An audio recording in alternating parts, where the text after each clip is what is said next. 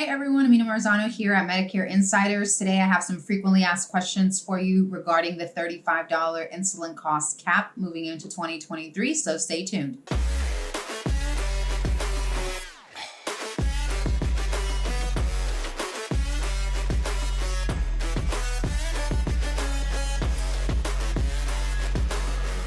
So in today's video, I want to hit some frequently asked questions in regards to that insulin cap moving into 2023. So the Inflation Reduction Act was passed into law earlier this year. Within the IRA, it are several provisions in regards to prescription drug costs, one of which is this $35 monthly cap on insulin costs. So people who have high out-of-pocket costs right now are going to be heavily relieved by this in 2023. And it's useful for us to know some of the details. So I have a couple of questions, frequently asked questions for you guys. As always, if there's anything that's not covered by these questions, leave in the comments. I'd be more than happy to make a second video or to answer your questions in the comments if there are any. So the first question is all insulin covered or just certain ones? So starting January 2023, it is going to be if that insulin product is covered under that plan, then it's going to fall into that $35 cap. So that is a monthly cap, so they won't be spending more than $35 per month on insulin costs. Deductible will not apply to that. So basically, if it's on the formulary, it's going to be covered on that plan. Also, in July of 2023, so January, the $35 cap starts for all insulin-related drug costs. Under Medicare Part B, if insulin is delivered through a traditional pump, which would fall under the DME benefit, then the coinsurance is also going to be capped at $35 for the month, but that will not take effect until July of next year. So if they're getting insulin through a traditional pump, that's going to be a little bit further away in July of 2023.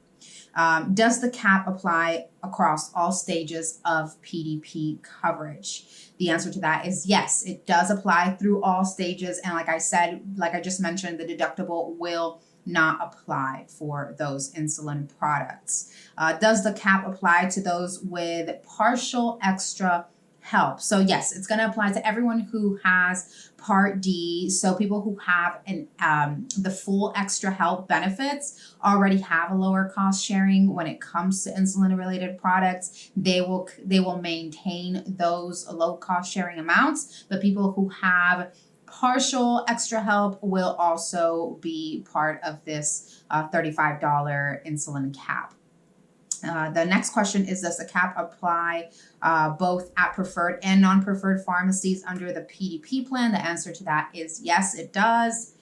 And then here's one that I think is pretty relevant, which is why don't the plans in Medicare Plan Finder reflect the insulin provisions? So if you're running quotes, if you're using Medicare Plan Finder, you might be using other quoting tools, you will not see this cap reflect in those total annual costs for your client. And that's simply because basically, to put it in layman's terms, the data was sent up prior to those provisions taking place. So it didn't come together quite in time for that information to be reflected on these platforms that we're utilizing. So keep that in mind when you're running quotes, that you will not see that reflected moving forward. And from what I've read, it doesn't look like that's going to be reflected until 2024, but we might see different in 2023. For now, I would just definitely keep that in mind.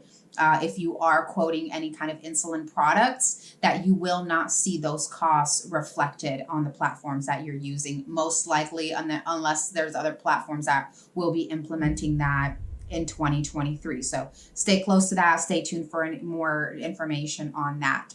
And really, those are all of the FAQs that I have for you guys. So easy breezy, beautiful. The last thing that I want to mention is there is going to be a special election period that's going to open up. So whenever December 7th comes, that'll be the end of AEP. Starting December 8th of 2022 through December 31st of 2023, there will be a special enrollment period that will open up for anyone that is utilizing insulin products, and they'll be able to get on a plan if they didn't have the opportunity to do so during AEP or any other circumstances or systems that CMS has in place did not, for whatever reason, allow them to enroll into the right plan.